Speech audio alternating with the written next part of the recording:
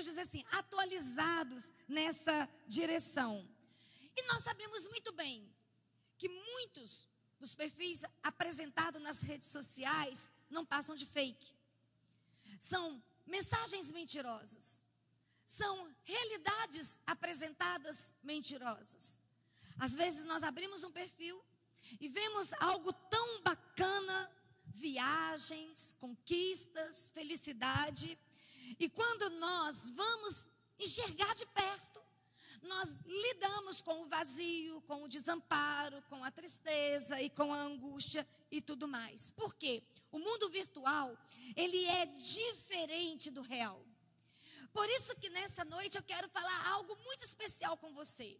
Porque nessa linha de pensamento, nós sempre vamos dizer que sempre há tempo para editar o nosso perfil. Sempre há tempo para fazer as correções. Sempre há tempo para fazer as mudanças. E nós queremos muito nessa noite falar dessas mudanças, dessas transformações. E baseado na vida de Davi, um personagem tão conhecido, provavelmente eu não vou trazer nada de novo para vocês nessa noite, mas eu quero reafirmar alguns valores. Porque talvez você está precisando de uma edição na sua vida. Talvez eu estou precisando parar também para fazer uma correção na minha história, para que a minha história seja saudável, para que a minha vida seja saudável, para que realmente eu possa estar debaixo das bênçãos. Só que quando eu olho para Davi, é isso que eu quero chamar a sua atenção e quero que você caminhe comigo, baseado na história desse rapaz, na vida de Davi, que Davi, ele não vai basear a sua vida. Quando eu olho para ele, eu vou ver que ele não vai basear a sua vida em circunstâncias. Ele não vai basear a sua vida nos opositores que ele enfrenta. Ele não vai basear a sua vida nas dificuldades, nas lutas, nas perdas, vamos dizer assim, nos momentos desafiadores que ele vai enfrentar. Mas Davi, ele vai pautar a sua vida no processo que Deus tem para fazer na sua vida e como Deus vai intervindo, como Deus vai atuando, como Deus vai trabalhando. Então eu quero convidar você nessa noite para isso. Eu acredito que todos nós que estamos presentes aqui nessa noite, estamos precisando dar uma paradinha. E estamos precisando fazer essa edição no nosso projeto de vida, na nossa visão de mundo, na nossa experiência com Deus. E se essa noite é uma noite especial para você fazer, né, essa parada e editar um pouco da sua história, fazer as correções para que você possa chegar no seu destino de forma saudável. Porque esse é o passaporte, não dá para nós corrermos. O passaporte que você tem é o passaporte do processo. E Deus não vai atropelar o processo. É no meio do processo que Deus vai tratar com você. É no meio do processo que Deus vai falar com você.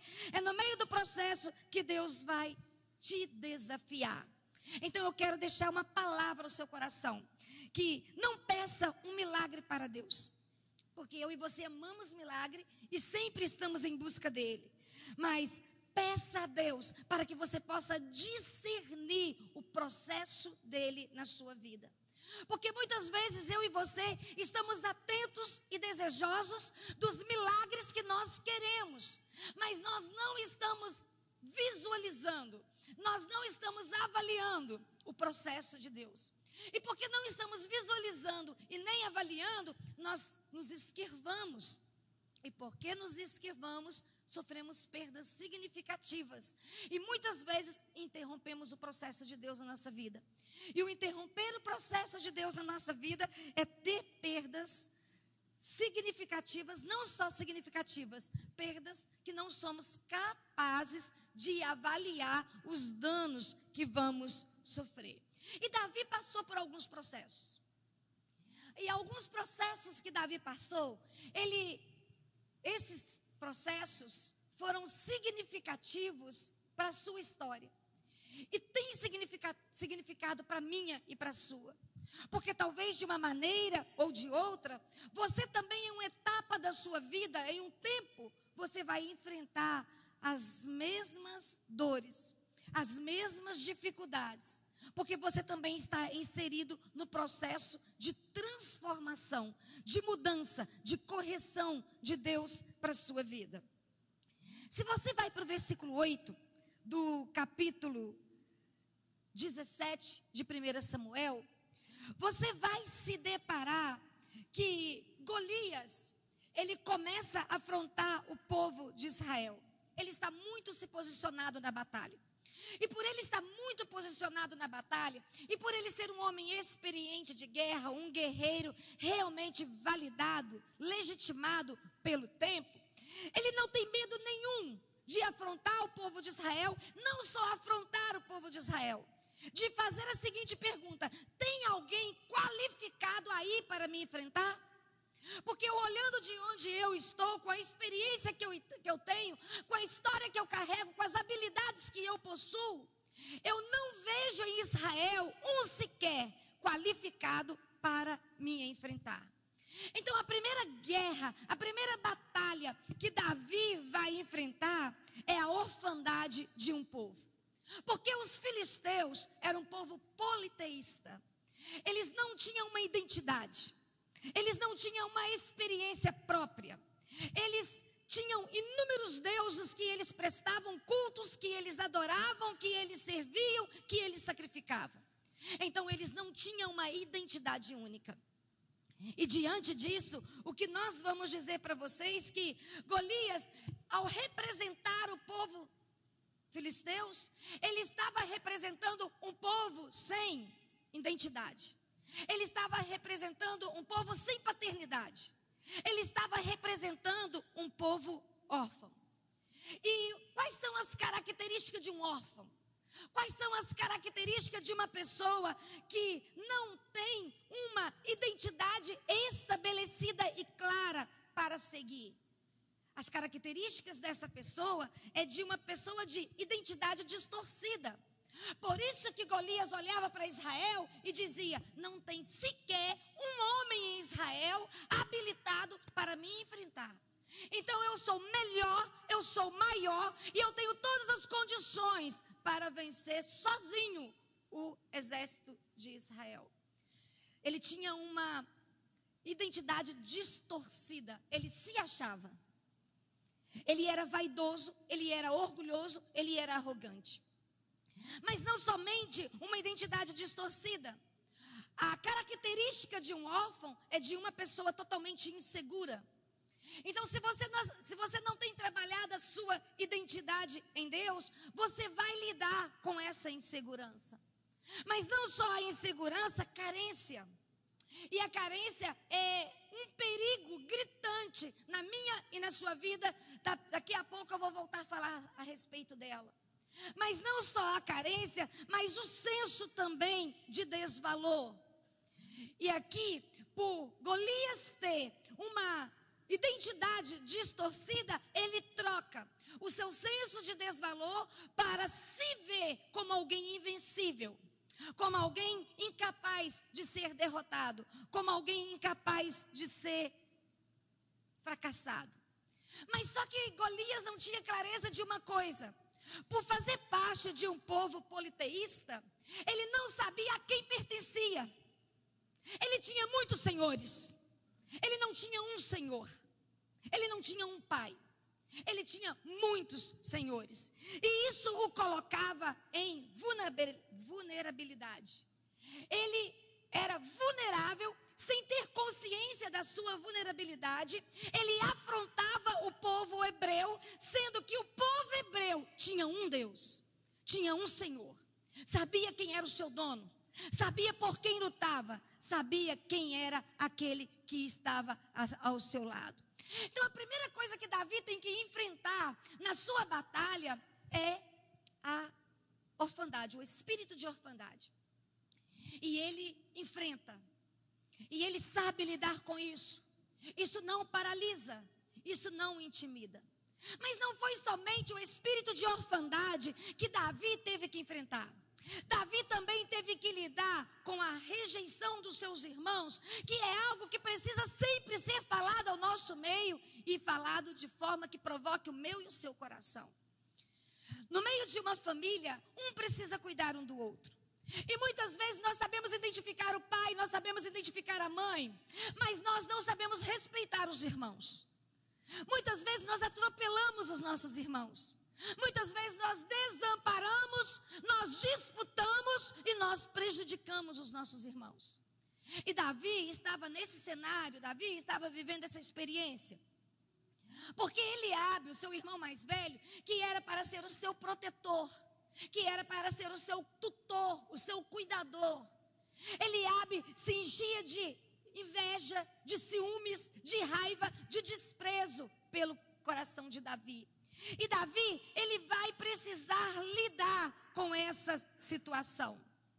E quando eu olho para a palavra do Senhor e vejo Davi sendo rejeitado, Davi não era simplesmente rejeitado por ser o filho mais novo ou o irmão mais novo de Eliabe. Davi, ele era rejeitado pela sua profissão. Ser pastor naquela época era ocupar um cargo desmerecido. Ser pastor naquela época era estar à margem. Então, Davi, ele sofria rejeição por causa do seu trabalho. Ele era pastor de ovelhas. E como pastor de ovelha, ele não era admirado nem respeitado. Ninguém queria essa profissão naquele período, naquela época, naquela geração. Mas Davi também, ele era rejeitado pela sua idade, ele era adolescente. Ele estava na fase dos seus 16 para 17 anos. Então um garoto com seus 16, 17 anos, chegando no meio do famoso exército de Israel, o exército de Saul, que estava simplesmente trabalhando para a conquista de território. Agora está ali um garoto de 16 anos dizendo: se vocês não têm coragem de responder, eu tenho. Se vocês não estão qualificados, eu estou. Se vocês não têm coragem, eu tenho. Se vocês não vão, eu vou. Mas Davi não é desprezado somente por ser pastor de ovelhas ou pela sua idade, também pela sua estatura. Ele era baixinho. Ai, tadinho de nós baixinho, né, gente? Ninguém merece. Um pouquinho mais de altura nos faria muito bem. E Davi estava enfrentando também o desprezo porque menino, baixinho, pastor de ovelhas. Gente, ninguém poderia acreditar naquele garoto. A palavra do Senhor nos diz, olhando para a sua história, que nem seus pais acreditavam nele. Quando Samuel disse que iria à casa de Jessé ungir o rei de Israel, Davi não foi convidado para o banquete. Ele não foi convidado para o jantar. Por que ele não foi convidado pelo jantar? Porque o pai não pensou nele. A mãe não lembrou dele. No campo ele estava, no campo ele ficou. Porque no coração dos pais não havia grandeza dentro de Davi. E Davi não seria escolhido para ser a função de rei de Israel. Então ele era rejeitado pela sua profissão. Ele era rejeitado pela sua idade. E ele era rejeitado pela sua estatura. Mas Davi não só enfrentou espírito de orfandade. Davi não só teve que enfrentar a rejeição das pessoas que estavam à sua volta. Ele também teve que enfrentar o desprezo de Saul. Porque quando Saul é avisado que Davi tinha disposição para enfrentar Golias, se você vai para o versículo 33, você vai ver Saul querendo impor condições. E qual era a condição que Saul estava colocando? Que Davi tinha que vestir a sua armadura. Que Davi tinha que carregar a sua espada. Que Davi tinha que ir vestido de Saul para vencer Golias. E nós sabemos muito bem da história de Saul. Aqui Saul já era um homem caído. Aqui Saul já era destituído da unção. Aqui o reinado já tinha sido tirado das mãos de Saul. E o que Saul queria era que Davi fosse vestido de Saul para vencer Golias. Só que quando nós olhamos para a palavra do Senhor, nós vamos verificar que uma das piores coisas que pode acontecer comigo e com você é alguém ficar nos olhando com desprezo. Mais do que alguém ficar olhando ou nos olhando com desprezo, é você deixar o desprezo de alguém te paralisar. É você deixar o desprezo de alguém te intimidar. É você deixar alguém olhar para você e dizer assim, mas esse aí, essa aí, ei, deixa eu dizer uma coisa para você. Não importa de que família você pertence, não importa onde você está, não importa qual é a sua história, mas se você está carregando a unção do Senhor, não veste capa de ninguém. Vai com a sua vestimenta, vai com a autoridade que Deus colocou nas suas mãos, vai com a unção que Deus te deu. Porque se você for com a unção que Deus te deu, com o calçado que Deus te calçou, com as vestes que o Senhor te vestiu, você vai ver o inimigo cair por terra como Davi viu Golias ser derrubado por causa de uma só pedra. Quando eu olho para a palavra do Senhor, meus queridos, minhas queridas, Davi não se paralisou por causa do demérito do rei. Davi diz assim, olha rei, sua armadura é muito linda, poxa, é a melhor do país, porque é a do rei. Mas olha, deixa eu ir do meu jeito, deixa eu ir com a minha unção, deixa eu ir com a minha experiência. Porque se eu for, a palavra do Senhor vai dizer que quando Davi coloca a armadura de Saul, primeiro que Saul era um homem alto, gigante. A palavra do Senhor vai dizer que ele sobressaía todos os homens na sua estatura e na sua beleza. E Davi baixinho, provavelmente o peitoral de Saul chegava nos pés de Davi. E a palavra do Senhor vai dizer que Davi se enrolava, Davi tropeçava na armadura de Davi. E é isso de Saul. E é isso que eu quero te dizer.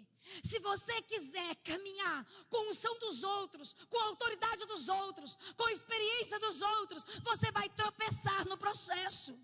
Mas se você decidir, meu irmão, minha irmã, a caminhar com aquilo que o Senhor te deu, passe pelo processo que você está vivendo sem temer, porque você tem um Deus que está zelando por você. E quando você chegar lá no final, você vai saber que você não caminhou sozinho 1 metro do processo, mas o Senhor esteve com você todo o tempo.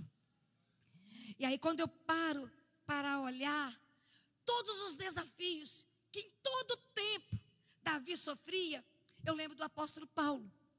Como tirar da nossa mente as palavras do apóstolo? Se você vai para 2 Coríntios capítulo 4, versículo 8 a 10, o apóstolo Paulo, ele vem fazendo uma maestria do que acontece comigo e do que acontece com você diariamente. E como que ele vem dizendo? De todos os lados nós somos pressionados. Eu amo esse texto. Mas não desanimados. Ficamos perplexos. Quem não fica perplexo aqui? Quem não passa por algumas surpresas na vida aqui? Eu e você passamos, mas eles dizem assim, ficamos perplexos, mas não ficamos desesperados. Isso é extraordinário. Somos perseguidos, mas não somos abandonados. Até ficamos abatidos, mas não somos destruídos.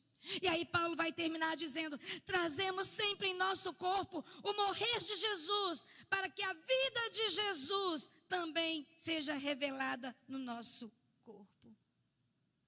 Eu sei que você passa por lutas. Eu sei que você tem gigantes e enfrentamentos diários. Isso faz parte da nossa vida. Quem aqui não tem? Quem é o privilegiado que não tem? Se você vai dizer que não tem, alguma coisa está muito errado com você. Porque todos nós aqui temos. Mas o que eu quero dizer para vocês, não somos dos que desistem. Eu quero que você grave isso no seu coração. Pois seguimos a partir da cruz. Porque seguimos a partir de Cristo. Porque seguimos a partir de Jesus, da revelação da sua palavra, da sua vida ministrada a nós, da presença do seu Espírito movendo em nós, capacidade para responder os desafios. Quais são as mudanças que o seu perfil precisa sofrer? Qual é a edição que hoje você vai precisar dar uma paradinha e dizer: olha, eu vou fazer essa correção, porque eu sei que o Senhor está preparando algo novo para a minha vida, porque eu tenho um propósito. E qual é o propósito? O nosso propósito é vivermos como conquistadores na terra. O nosso propósito é dentro da nossa casa, na nossa empresa, no nosso ministério, no nosso GP, sermos homens e mulheres conquistando em nome do Senhor e transmitindo a presença do Senhor para quem está perto de nós. Mas para isso, nós vamos precisar erguer alguns valores, erguer algumas colunas. Eu sempre vou trazer para vocês alguns valores, algumas colunas que nós precisamos erguer para sustentar a nossa fé, para nos dar poder para testemunhar, para passarmos pelo processo sem nos paralisar, sem ficarmos olhando para trás, mas seguindo em frente para onde o Senhor quer nos colocar. E o primeiro pilar que eu quero convidar você a erguer nessa noite é simplesmente receber a sua identidade de filho. E talvez você pode dizer, você pode dar um glória a Deus bem forte aí? Talvez você vai dizer assim: já vem a pastora com esse assunto de novo. Irmão, eu sinto muito. Mas como pastora dessa igreja, eu estou vendo uma necessidade de trabalharmos isso. E se eu estou vendo uma necessidade de trabalharmos isso, eu vou repetir quantas vezes for necessário. Uns vão dizer assim: já sei de cor, pastora, você não precisa mais falar a respeito desse assunto. Mas se for necessário, eu vou continuar falando, porque talvez tenha uma dúzia que sabe de cor, mas duas dúzias que ainda não assimilou. E nós precisamos chegar juntos, nós precisamos estarmos preparados juntos, porque somos uma família. Estamos aprendendo a sermos irmãos, precisamos cuidar um do outro. E às vezes nós vamos precisar dar uma paradinha para esperar quem está vindo atrás, porque o sucesso não é chegar sozinho, o sucesso é chegarmos juntos e fazermos com que toda a nossa família experimente a bênção e a graça e o poder do Senhor. E aí, se você vai para o versículo 12, a palavra do Senhor vai nos dizer o seguinte: Davi era filho do Efrateu de Belém, chamado Jessé. Então, olha bem, na nossa história, nas nossas dificuldades, faz diferença termos um pai. Isso é muito importante. A diferença de termos um pai na nossa história. Porque o pai protege. Porque o pai coloca limites. Porque o pai provê. Porque o pai educa. Mas o que nós precisamos também entender, que o pai, ele desenha o destino profético para o filho. E aí eu quero dizer nessa noite para você, meu irmão e minha irmã, aquele que está se apresentando para você como um pai que te chama pelo nome, como um pai que tem o seu nome escrito na palma das suas mãos, como aquele que muitas vezes você acha que está indiferente aos acontecimentos da sua história, mas ele está querendo dizer para você que não, ele está atento a todos os acontecimentos, ele quer te dar identidade, ele quer te dar autoridade, ele quer te dar graça, ele quer te dar clareza e revelação de quem você é. É o pai que vai empoderar o filho para o seu destino. E isso precisa estar claro para nós. Então, a nossa filiação em Cristo, a sua filiação em Cristo, tem que gerar o desejo de sermos parecidos com Ele.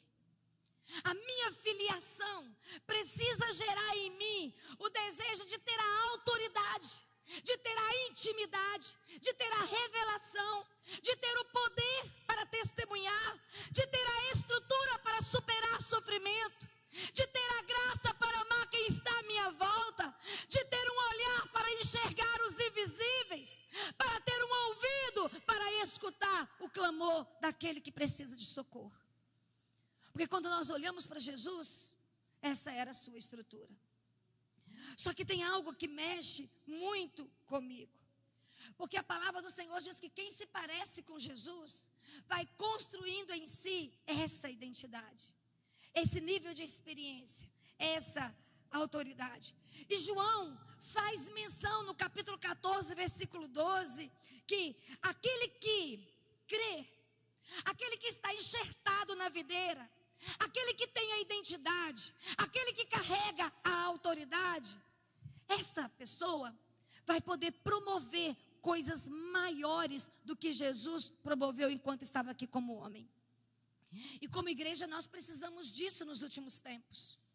Nós vamos precisar dessas marcas, porque nós já falamos, já repetimos muitas vezes que o céu não é o nosso destino, que lá é a nossa origem. Você veio de lá, e porque você veio de lá, você vai voltar para lá. Mas para chegarmos lá, nós precisamos realmente da revelação do Pai em nós. Mas a revelação do Pai não pode ser intelectual, porque tem muitas pessoas que detêm conhecimento, mas não têm experiência. Conhecimento é diferente de prática, é diferente de experiência. Então eu quero chamar a sua atenção que eu e você vamos precisar de experiência, de prática, porque se nós olharmos para a história de Jesus, e se nós queremos ter a sua identidade, fazer o que ele fez ou mais do que ele fez, ter autoridade, amor, graça, poder, unção, nós vamos precisar saber claramente que ele foi tentado. E se ele foi tentado, você também vai ser. Eu também sou. Nós vamos passar por tentações. Jesus, no diálogo com os discípulos, ele vai ser bem pastoral, porque ele vai dizer para os discípulos assim: não fiquem surpresos, porque vocês vão ter aflições, dificuldades, dores, choros e perdas. É lógico que eu estou parafraseando o texto. Olha bem, eu venci tudo isso. Se eu venci tudo isso, fiquem tranquilos, porque vocês têm estrutura para vencer também. Mas para vencer perseguição, para vencer sofrimento, perdas, para vencer as afrontas que a vida nos dá, para vencer as tentações que o inimigo nos provoca, nós precisamos de estrutura. E só tem estrutura quem tem identidade clara. Se você pode ter 100 anos de igreja, você pode ser o dinossauro da Metodista Central. Mesmo você sendo o dinossauro da Metodista Central, se você não tiver experiência, você não terá estrutura no meio da guerra. Você vai ficar abalado, você vai desistir, você vai desanimar e você vai distorcer a verdade do momento. Mas pastora, Jesus foi tentado? É lógico, nós sabemos que foi. E Jesus foi tentado em 3 áreas muito distintas. Ele foi tentado no deserto da necessidade. Quando é que Jesus foi tentado no deserto da necessidade? Quando ele acaba de sair do Jordão, quando ele acaba de ser batizado e o Espírito Santo o envolvê-lo para ministrar com autoridade e desenvolver o seu ministério com poder. A palavra do Senhor diz que o Espírito o leva para o deserto. E o Espírito o leva para o deserto, e ali ele está 40 dias de jejum. E quando ele está ali em jejum, a palavra do Senhor vai nos dizer que no final, chegando os 40 dias, ele tem o quê? Fome. E quando ele tem fome, quem aparece? O Satanás. O texto é explícito. O bonitinho Satanás está lá. Então ele não aparece para Rosângela apenas, ele não aparece para o Lucas apenas, ele aparece para Jesus, ele aparece para você, ele aparece para mim. E sempre quando ele aparecer, ele vai trazer uma proposta. E qual era a proposta que ele estava trazendo para Jesus? Olha, se realmente você é um filho, se você realmente é quem você diz que é, então transforma pedras em pães. O que ele está querendo dizer? Tenha as suas necessidades supridas. Aqui o que Satanás está fazendo? Satanás está explorando a carência que Jesus estava tendo no momento. E qual era a carência que Jesus estava lidando naquele momento? A da fome. Então Satanás vem sorrateiramente, elegantemente, dizer para Jesus que as suas carências poderiam ser supridas, já que ele era o Filho, já que ele tinha poder. E mais do que transformar pedras em pães, era dar a resposta assertiva para que Satanás precisava ouvir. E aí eu quero dizer para vocês, nós já sabemos muito bem que carência não se supre, carência se cura. Tem muita gente por aí querendo suprir as suas carências. Entrei no casamento errado porque eu era carente. Tomei a decisão errada porque eu era carente. Ei, meu querido, minha querida, carência não se supre, carência se cura. E quem é filho é suprido nas suas necessidades emocionais. Quem é filho é suprido nas suas necessidades espirituais, nas suas necessidades físicas. Porque o nosso Deus é responsável comigo e com você. E a primeira tentação que Jesus sofre é para Jesus suprir a sua carência, em vez de manter a sua aliança. E muitas vezes, eu e você caímos na armadilha, quebramos a nossa aliança para suprir as nossas carências. E todas as vezes que nós quebramos a nossa aliança para suprir as nossas carências, o final é trágico. Nós já conhecemos o filme. São 30 anos liderando. E 30 anos liderando, nós já sabemos do roteiro. Porque só muda os personagens. O enredo é o mesmo. E o final também. Nós já estamos cansados de ver. E nessa noite eu quero dizer para você, essa igreja está sendo chamada para algo inovador.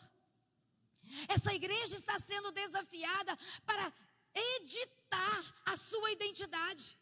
E nós somos filhos e filhas do Senhor.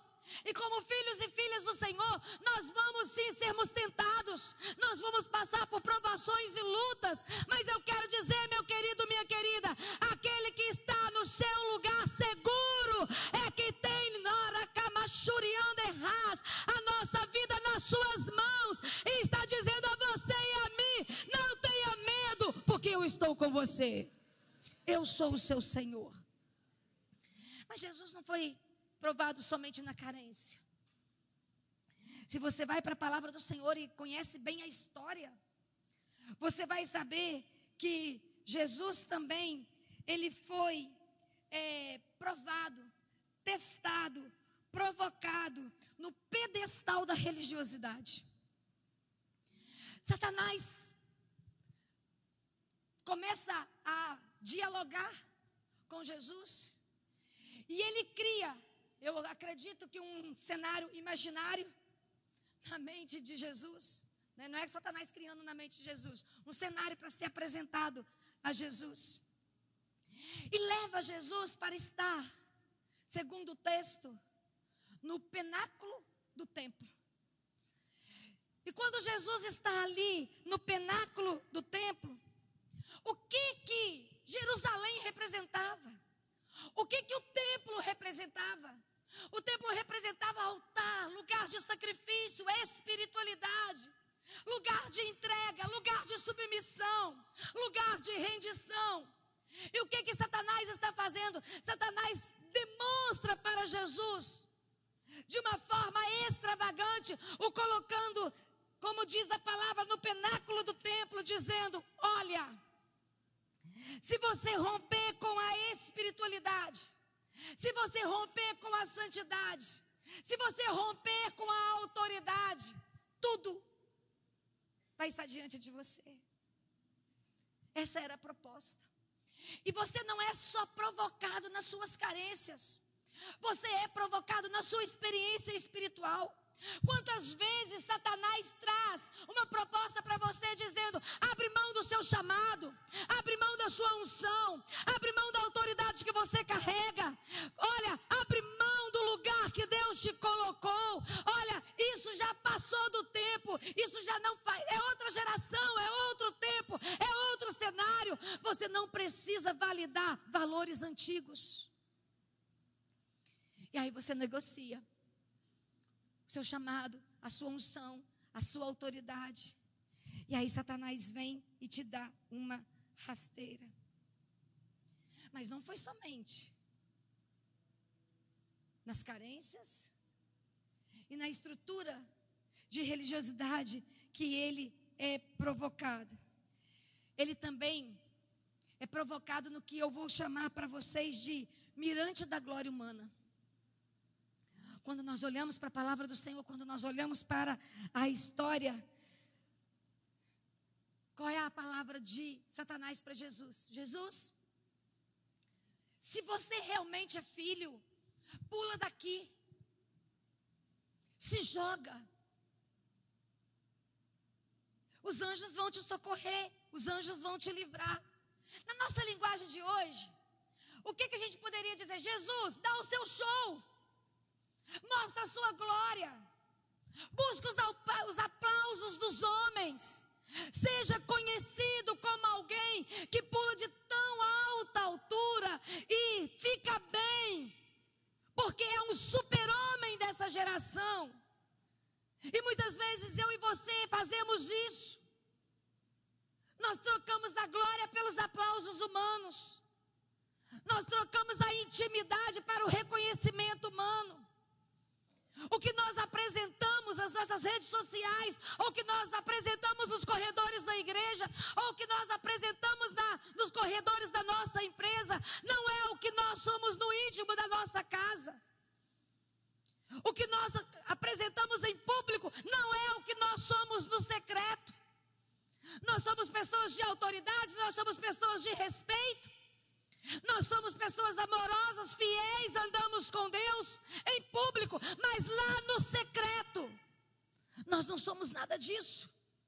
Nós somos desleais, infiéis, obstinados, desobedientes, insubmissos.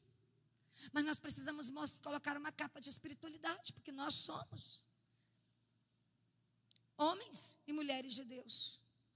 E eu já falei para vocês algumas vezes aqui, isso a gente repete muito nos nossos impactos, que ferida não tratada é campo de exploração demoníaca. Todas as vezes que eu manter uma ferida aberta na minha alma, eu vou estar construindo um habitat para demônios, aonde eu vou ser explorada. E toda exploração demoníaca traz escândalo no meio da igreja. Ou vocês nunca ouviram falar de escândalo no meio da igreja? Ou vocês nunca ouviram falar de imoralidade de crente? Ou vocês nunca ouviram falar de crentes que tomam decisões erradas? Por quê? Porque tinham feridas abertas. Lidava com a imoralidade no secreto e com a santidade no público. E lidar com a santidade no público e a imoralidade no secreto nos faz ter os nossos pés esmiuçados. Nós não ficamos de pé. Nós caímos. Nós somos quebrados. Não pelo Senhor, não pelas pessoas, porque é isso que eu quero chamar a sua atenção. Davi não colocava a responsabilidade das suas guerras, das suas batalhas nos outros. Ele colocava no processo que ele tinha que percorrer, nas decisões erradas que ele tomava, no lugar que ele muitas vezes tinha que se posicionar e não se posicionava. E nas suas grandes conquistas, das decisões assertivas, dos posicionamentos corretos, porque ele estava em obediência e honra ao Senhor. Então nessa noite nós estamos chamando a sua atenção, porque estamos vivendo um tempo que nós precisamos definir se somos realmente filhos. Porque se você for filho, se você for filha, a tentação vai chegar, não importa que área vai chegar. A tentação vai bater a sua porta. O inimigo vai abrir diálogo com você. Não pensa que não vai não, porque vai. Só que você sabe quem você é. Jesus respondeu assertivamente dizendo: eu sei quem eu sou filho. E é isso que o Senhor espera de você. Todas as vezes que a tentação chegar, o que o Senhor espera que você faça não é apresentar as suas credenciais, mas é apresentar a sua identidade. Eu sou filha, eu sou filho. Você pode até me tentar, mas você não vai me seduzir, porque eu sei quem eu sou no Senhor. Então eu e você nessa noite precisamos olhar para o nosso coração e responder. Nas suas tentações, nas suas provocações, nas suas afrontas. Você é filho? Você é filha? Porque quando você é filho, meu querido, minha querida, o inimigo vai estar do outro lado com armaduras e espadas. E você vai estar do outro lado apenas com uma pedrinha na mão e você vai dizer: eu vou ser vitorioso porque Ele está comigo. Eu não preciso de muitos barulhos para Ele dizer quem eu sou. Eu só preciso ter experiência particular com Ele. E eu quero provocar você a essa experiência. Porque há muitos anos atrás, eu tive uma experiência poderosa com Deus. Há muitos anos atrás, eu entrei numa igreja pequenininha, com um senhor, mais ou menos de uns 65, 70 anos, com uma sanfona nas mãos. E eu não entendia nem as músicas que ele cantava, e nem lembro de nenhuma música que ele cantou. Também eu não sou muito ligada à música, né? Mas não lembro. Mas tem uma coisa que eu nunca vou esquecer. Quando ele abre a palavra e diz, o texto de Isaías capítulo 1. Assim diz o Senhor: se os seus pecados são vermelhos como a escarlate, se tornarão brancos como a neve. Se você quiser, se você me ouvir, você vai comer o melhor dessa terra. Mas se você recusar, a espada vai te alcançar. E naquela noite, através daquela mensagem simples, daquele senhorzinho, com uma sanfona na mão, um acordeão na mão, atrás daquele púlpito, eu decidi me tornar filha. E porque eu me decidi tornar filha, eu quero dizer para vocês que eu já enfrentei rejeição, eu já enfrentei orfandade, eu já enfrentei desprezo, eu já enfrentei mentiras, difamações, mas em todo o tempo Ele estava comigo e me sustentando, porque um dia eu decidi me tornar filha. E é esse o chamado do Senhor para você nessa noite. O Senhor está dizendo para você: não importa o que você está enfrentando, não importa quais são os seus inimigos que estão guerreando contra você, eu só quero uma coisa de você: que você se torne filho de verdade.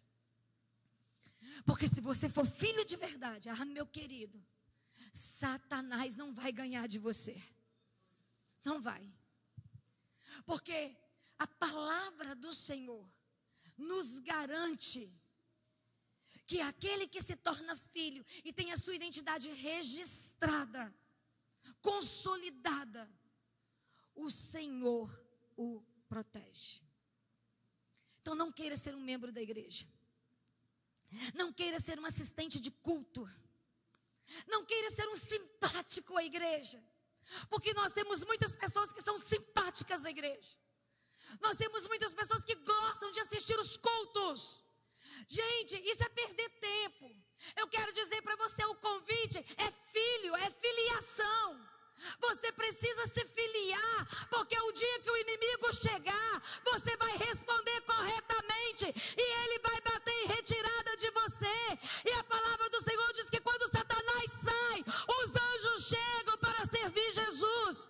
Todas as vezes que você for para um debate com o inimigo e você for assertivo na resposta, ele vai retirar e os anjos vão chegar preparando um banquete de honra para você.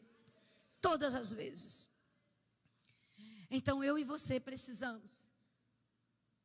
Pastora, eu já não aguento mais ouvir a senhora falar de filiação. Se precisar, eu prego domingo que vem de novo, tá, gente?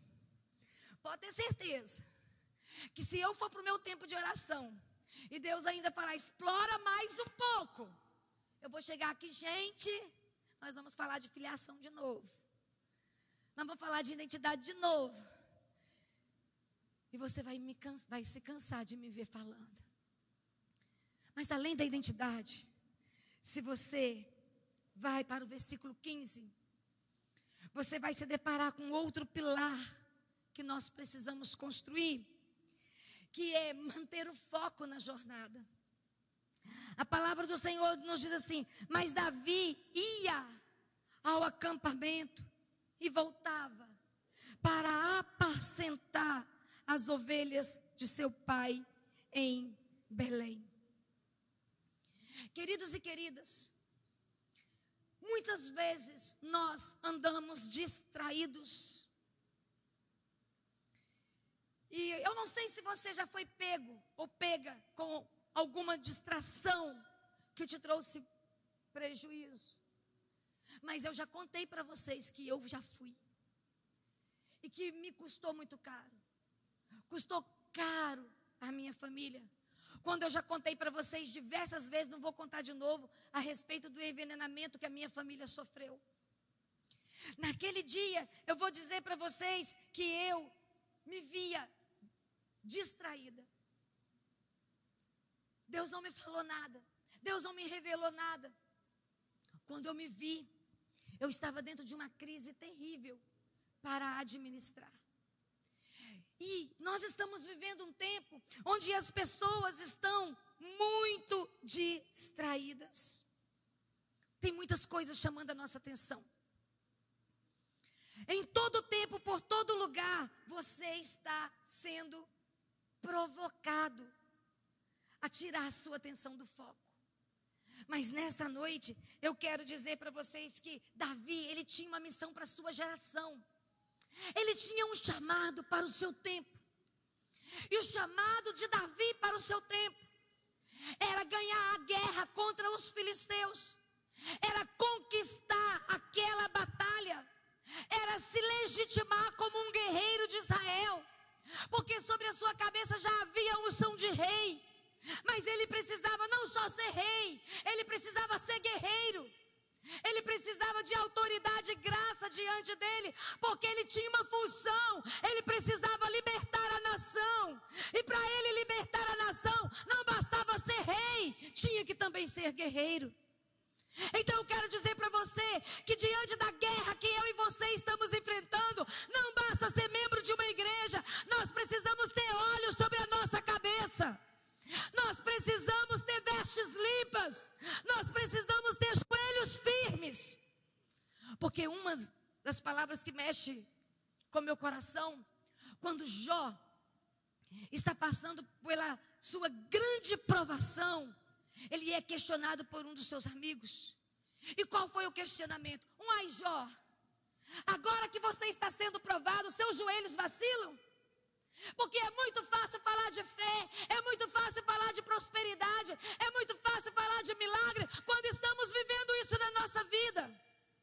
Mas é muito difícil quando estamos no deserto da escassez, da carência, quando estamos sendo tentados pelo inimigo, quando estamos sendo provocados na nossa comunhão, dizer que Ele é e que nós conseguimos responder o chamado dele.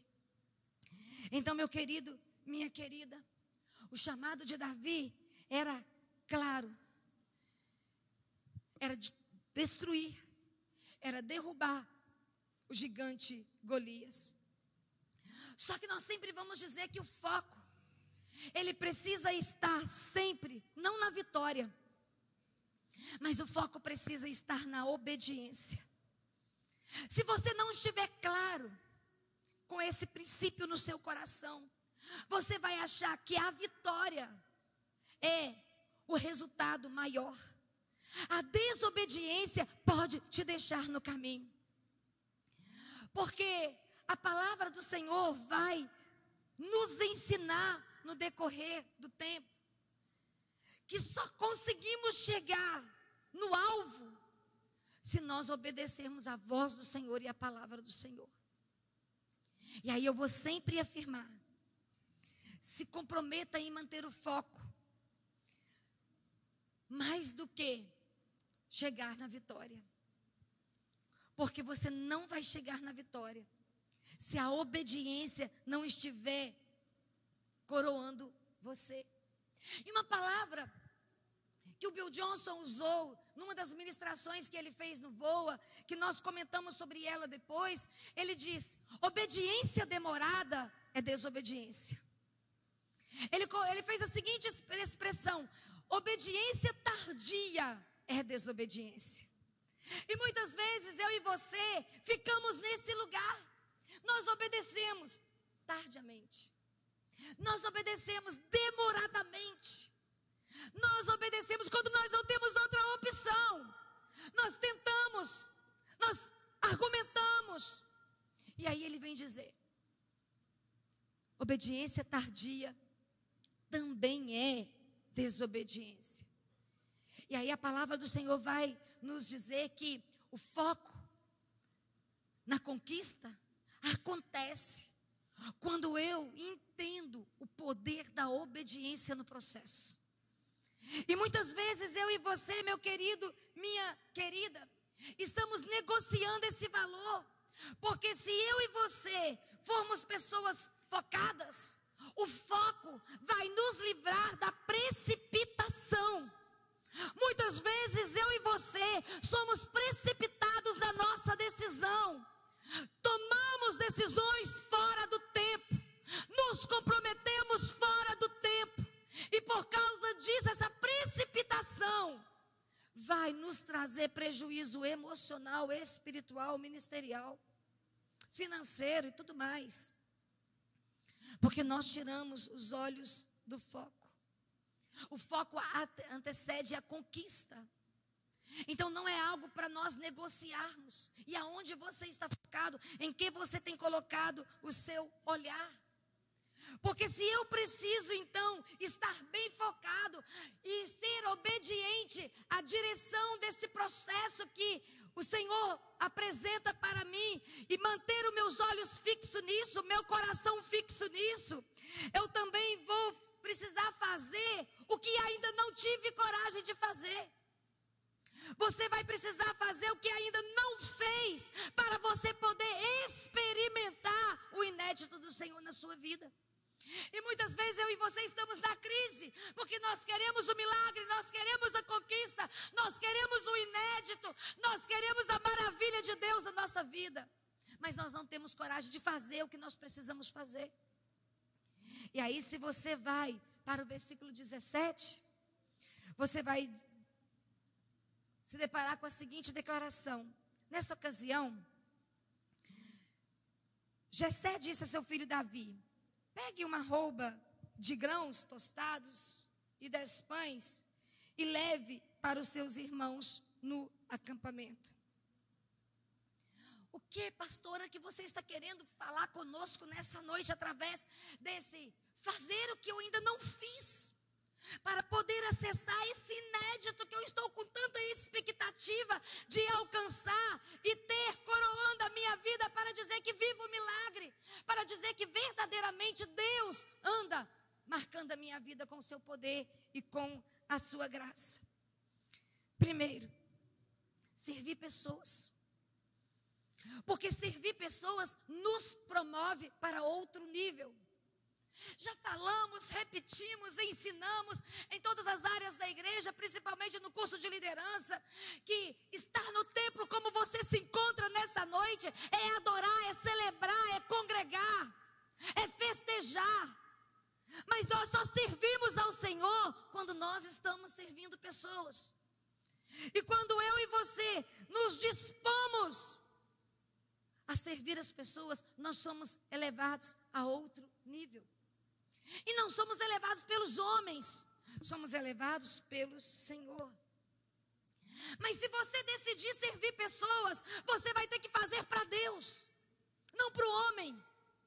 Porque se você fizer para o homem, quando o homem te decepcionar, você vai se paralisar, você vai se decepcionar. Se você decidir servir pessoas, sirva pessoas como se você estivesse servindo o próprio Deus. Não espere recompensa nem reconhecimento de ninguém. Espere simplesmente a honra do Senhor sobre a sua vida, porque Ele sabe como fazer. A palavra do Senhor está dizendo para nós que o pai de Davi pede Davi para fazer tarefas simples. Meu Deus, ele já era pastor de ovelhas. Ele já estava fazendo algo sem significativo. Ele já estava na escória da sociedade.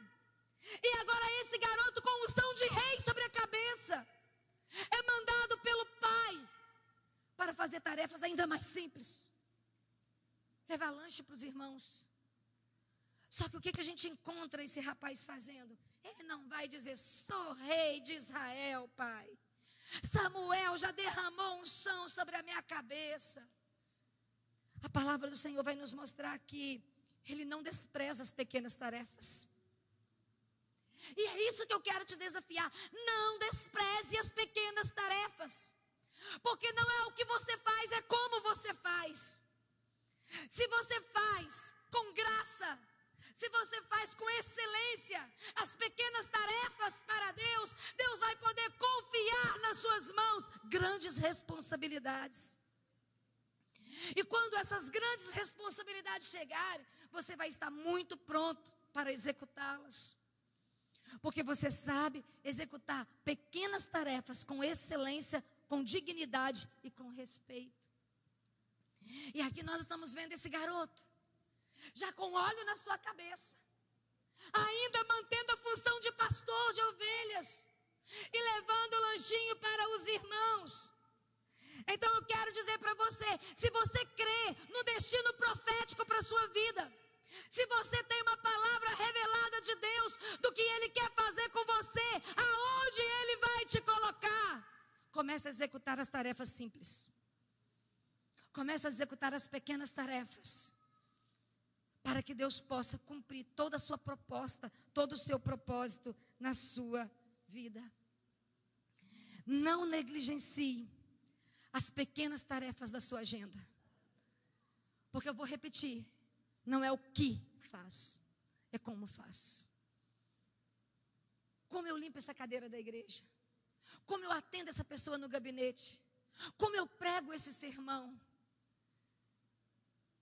como eu oro por uma pessoa, como eu varro a garagem do templo, como eu toco o teclado da igreja. Não é o que, mas é como. E a palavra do Senhor diz que o Senhor nos ungiu. E o Espírito do Senhor em nós, Ele traz excelência. Nós vamos querer o melhor culto. Nós vamos querer o melhor louvor. Nós vamos querer a melhor palavra. Nós vamos querer o melhor acolhimento. Não porque nós somos arrogantes e orgulhosos e vaidosos, mas porque o Espírito de Deus nos ungiu. E porque Ele nos ungiu, a sua excelência está em nós. Pode ser simples, mas vai ser bom. Vai ser simples, mas vai ser bom. Porque a unção do Altíssimo está sobre nós. E aí, se você vai para Mateus, você vai encontrar Jesus aprovando quem recebe os talentos. Muito bem. Servo bom. Por quê? Foi fiel no pouco, no muito eu vou te colocar. Tem gente que quer começar do muito, não entendo. Tem gente que quer começar da onde a gente está parando. Eu tive uma experiência muito interessante. Uma pessoa quis ser pastora. Não é aqui em Muriaé não, tá gente? Lá no Espírito Santo, quando eu pastoreava lá. Deixar isso bem claro. Ela queria ser pastora. Então tá, vamos trabalhar. Sua entrada no ministério pastoral. Aí quando ela foi ter a conversa com o nosso superintendente distrital, ela disse assim, quanto que eu vou ganhar? Ah, você vai ganhar tanto. Não, eu quero ganhar o que a pastora Rosângela ganha. Aí o superintendente virou assim, mas a pastora tem 15 anos de ministério. Você ainda nem entrou. Você quer ganhar o que ela ganha? Tem gente que quer começar da onde a gente está parando. E meu querido, minha querida, não negligencie os pequenos começos. Não negligencie as pequenas experiências. Porque nisso está o processo de Deus para a sua vida e para a minha vida. Só que não é somente isso. Se eu olho para a palavra do Senhor, o versículo 17, parte B do versículo 17, você vai encontrar o pai dizendo assim, olha Davi, não só o alimento para os seus irmãos, mas também pega alguns queijos e leve para as unidades deles, para os comandantes deles, para os líderes deles. E o que nós então vamos aprender aqui? Aprender a honrar a autoridade. Meu querido, minha querida, seja pais, seja líderes, seja os mais velhos, seja as nossas autoridades políticas, seja os nossos pastores e pastoras.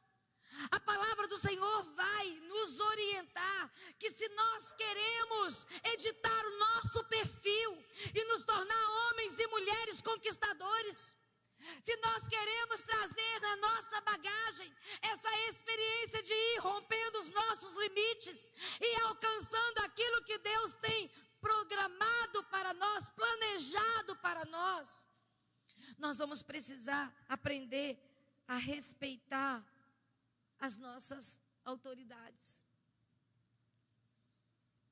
E nós precisamos aprender a fazer isso. Seja que autoridade for. Nós vamos precisar aprender a orar. Nós vamos precisar aprender a respeitar. E muitas vezes nós somos desrespeitadores com as nossas autoridades. Muitas vezes nós desrespeitamos nossos pastores e pastoras. Muitas vezes nós desrespeitamos nossos bispos.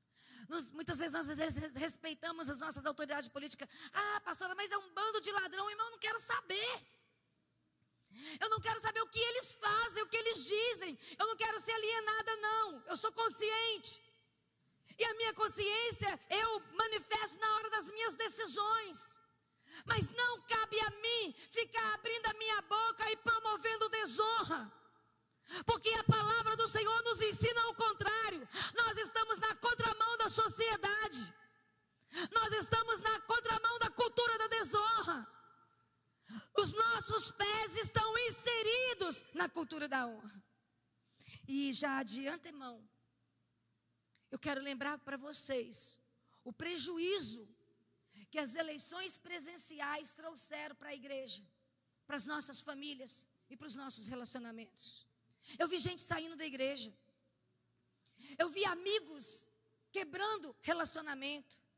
Eu vi famílias se dividindo por causa de partidarismo. Então, meus queridos, minhas queridas, vão guardar o nosso coração, vão proteger a nossa vida, porque a nossa missão é outra. Nós somos representantes do reino. Nós temos a autoridade do Senhor para nós. Tem muitas coisas que nós não precisamos concordar, mas a nossa postura tem que ser diferente da postura do mundo. Nós precisamos estar sim posicionados, mas nós precisamos honrar e temer o Senhor e as pessoas. E nós sabemos muito bem que o próximo ano vai ser um ano difícil, porque vai ser ano de eleição local. De prefeito, não é isso? Não é ano que vem, gente? Eu acho que é ano que vem, não é? Já vai guardando o seu coração. Nós não temos compromisso com nenhum partido aqui. Nós temos compromisso com o altar do Senhor. Nós temos compromisso com a presença de Deus. Mas o que eu estou dizendo para você, que diante da proposta que nós temos, eu e você precisamos aprender a caminhar honrando autoridades, porque é o que a palavra do Senhor diz. Vai para Romanos capítulo 13, versículo 2. Romanos capítulo 13, versículo 2 diz: portanto, aquele que se rebela contra a autoridade está se colocando contra o que Deus instituiu, e aquele que assim procede traz condenação para si mesmo. Então, o que eu estou querendo já te instruir de antemão, para depois não dizer que a pastora está fazendo apologia a algum partido. É você ser filho, é você ser filha, é você ser homem, é você ser mulher de Deus, é você ser posicionado e posicionada, é você saber discernir o que é melhor para você e para a sua família. Não precisa nem perguntar para a pastora o que é melhor. Seja você maduro o suficiente para tomar a sua decisão, mas com honra e com respeito, honrando a Deus, honrando as pessoas e honrando os seus irmãos, os membros da sua família. Porque nós estamos vivendo um tempo onde nós vamos ser testados no nosso amor, na misericórdia. Nós vamos ser testados na compaixão. Nós vamos ser testados na bondade. Nós vamos ser testados na honra. Nós vamos ser testados na fidelidade. Mas se você vai para o versículo 20, além de tudo isso, eu e você vamos precisar aprender, obedecer, direcionamento. Levantando-se de madrugada, Davi deixou o rebanho com outro pastor. Pegou a carga e partiu, conforme Jessé lhe havia ordenado. Eu e você vamos precisar assimilar e entender no nosso coração que o filho só sai de casa quando é enviado. Quem sai sem ser enviado é porque não era filho, era bastardo. Porque o filho e a filha, quando sai orientado, abençoado, protegido. Aí vamos lembrar da palavra que também mexe com o meu coração. Agora eu não sei quem fala isso, né? Meia obediência é desobediência. Não sei quem é o autor dessa frase. Provavelmente em outras ministrações minhas eu devo ter escrito o nome do autor da frase. Mas nessa aqui eu não escrevi, eu não lembrava de quem falou a primeira vez. Não sei se é o Márcio Valadão, não sei. Não lembro, não é que eu não sei, eu não lembro. Mas meia obediência é desobediência. Então hoje, aqui, nós queremos fazer dessa noite um memorial. Porque nós fomos chacoalhados. Nós não podemos fechar os olhos. Nós não podemos fingir que dificuldades não aconteceram no nosso meio. Nós não podemos não parar para fazer uma reflexão séria de que eu e você precisamos estarmos bem afinados com Deus, com o nosso coração derramado no coração do Senhor, com a mão do Senhor estendida sobre nós. Porque se isso não estiver acontecendo, no meio da nossa tentação, nós podemos nos perder. E qual é o prejuízo que isso pode trazer para mim e para você? Então, nessa noite, meu querido e minha querida, obedecer, direcionamento. E eu encontro esse garotinho, sabe? Eu fico imaginando que, como eu gostaria de ter conhecido Davi pessoalmente. Sabe, como que eu gostaria de ter Davi como um adolescente dessa igreja. Como eu gostaria de ter Davi como um homem dessa igreja, como um jovem dessa igreja. Porque eu aprendo com Davi que a obediência é a chave do sucesso. Ele não precisou contar para ninguém que tinha óleo sobre a sua cabeça. Ele não precisou contar para ninguém. Ele não precisou colocar no Instagram que Samuel visitou a sua casa e o escolheu para ser rei de Israel. Ele foi para a guerra. E é lá na batalha que ele mostrou a estrutura da unção que ele carregava. E é isso que eu quero te provocar. É no meio do seu sofrimento. É no meio do seu choro. É no meio das ameaças, das intimidações. É no meio das suas tentações e das suas provocações que você vai mostrar para o mundo o nível de experiência que você tem, a unção que você está carregando, a autoridade que você desfruta e a identidade de quem você é. Ah, pastor, eu estou passando por isso, mas eu sou filha. Ah, pastor, eu estou enfrentando isso, mas eu sou filha. Eu sou filho. Porque João vai trazer para nós uma palavra de Jesus que eu amo. E eu me lembro sempre dela, porque diz assim: se vocês me amam, obedecerão os meus mandamentos. A obediência não é sacrificial quando existe amor. Só é difícil eu cuidar de você. Só é difícil eu te ajudar. Só é difícil eu aliviar a sua carga se eu não te amar. Meu querido, minha querida, mas se eu amar a sua vida, pode ser trabalhoso. Porque eu falo assim, uma coisa é ser difícil, outra coisa é ser trabalhosa. Eu acho limpar a casa trabalhoso. Qual mulher aqui que acha? Está faxinando a sua casa trabalhoso? É. Mas é difícil? Não. Gente, fazer comida para mim é difícil. Sabe, eu faço, mas não fica tão bom. Hoje eu fiz. Mas não é aquela comida. Não é. A do restaurante é melhor. Para convidar você para almoçar na minha casa, eu tenho que ir para o restaurante comprar comida. Não dá para arriscar. Sabe, para mim é difícil. Eu não sei. Não sei fazer. Mas faxinar uma casa, pensa numa pessoa que ama uma mangueira na mão, gente. Se eu puder jogar água, vou ficar feliz da vida. Jogo água até no teto. De tanto que eu gosto. Não é difícil, é trabalhoso, mas não é difícil. Então, cuidar de você, amar você, sustentar você, proteger você, é trabalhoso, mas não é difícil. Quando há amor, me proteger, me amar, me guardar, não é difícil, é trabalhoso, mas você faz isso porque você me ama.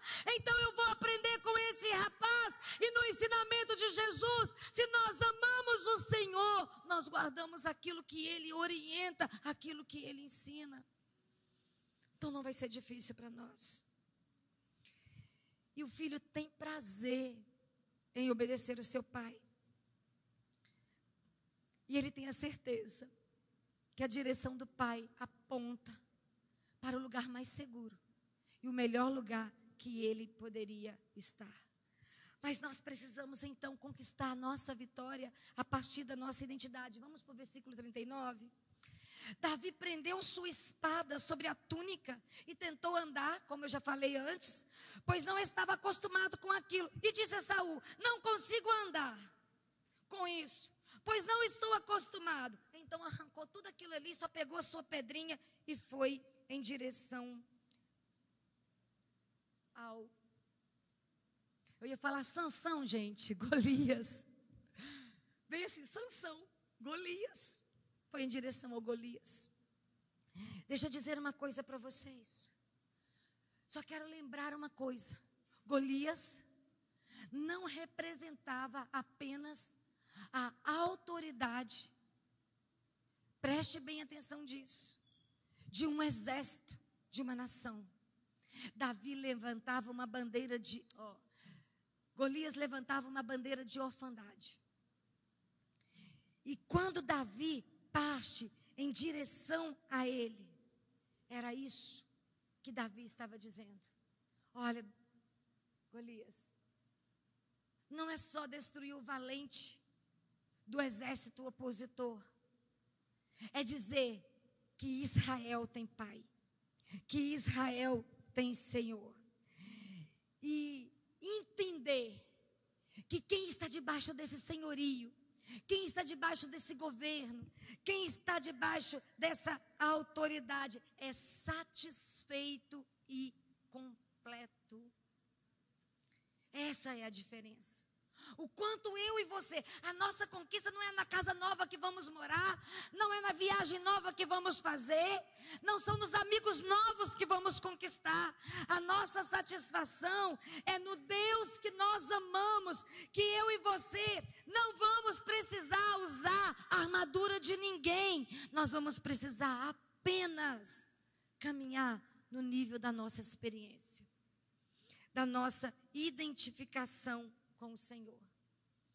E aí, se você vai para o versículo 50, você vai ouvir o texto dizendo assim: assim Davi venceu os filisteus com uma pedra, sem espada na mão, derrubou os filisteus e o matou.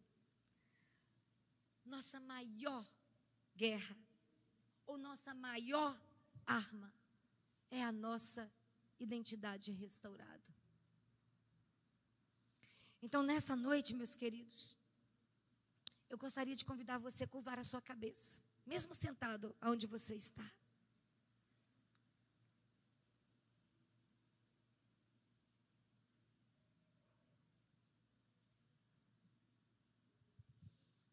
Com seus olhos fechados. Romanos capítulo 8, versículo 17. A palavra do Senhor vai dizer assim: se somos filhos, então somos herdeiros. herdeiros em Deus e co-herdeiro com Cristo.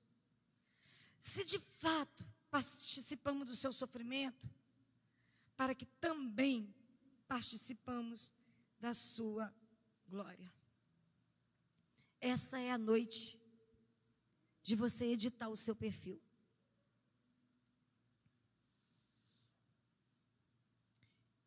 E surgiu uma angústia no meu coração. Você pode estar convivendo comigo de perto. A minha identidade de filha quebrada. Eu totalmente vulnerável a responder qualquer tentação do inimigo. E você não perceber. E você não discernir.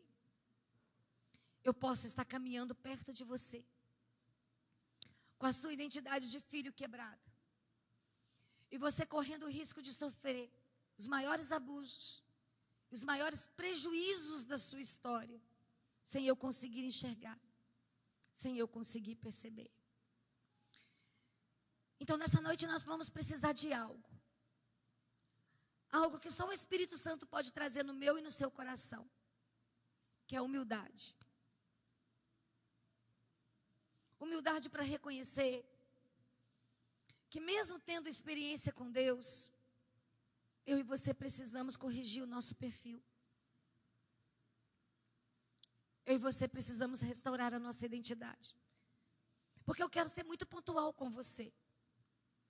Diante de tudo que você ouviu, diante de tudo que estamos vivendo, a sua identidade de filho e filha está restaurada? Está ok? Você está pronto para responder qualquer tentação? Você está pronto para responder qualquer guerra e sair ileso? Ou você precisa de renovar, de corrigir algo nessa noite no seu coração, nos seus sentimentos, nos seus pensamentos?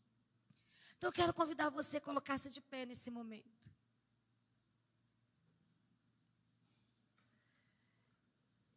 E eu gostaria que você fechasse os seus olhos, não se preocupasse com quem está da sua direita, com quem está na sua esquerda, porque é a sua experiência.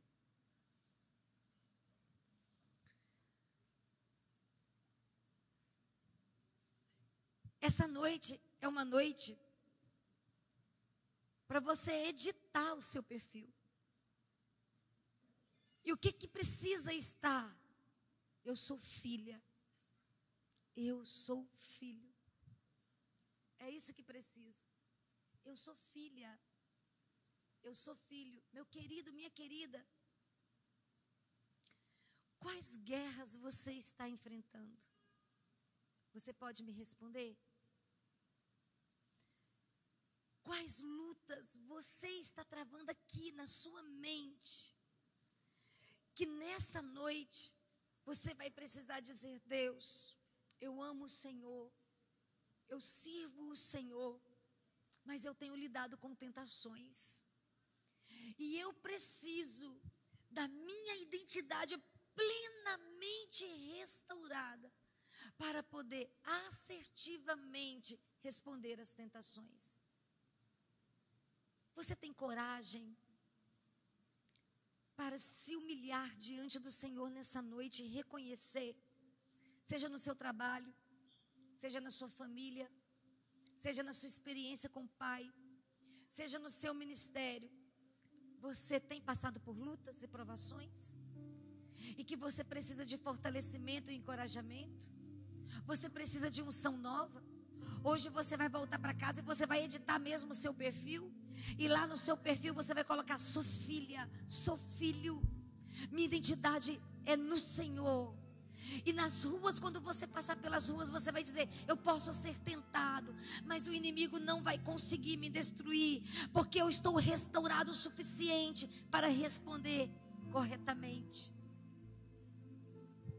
Eu quero fazer um apelo pontual somente para os quebrantados de coração e para os que entendem que precisa de uma unção fresca de Deus sobre a sua vida para vencer as suas provocações, para vencer as suas tentações. Tem alguém aqui nessa noite que quer sair do seu lugar e vir para esse altar e dizer assim: eu tenho enfrentado guerras grandes.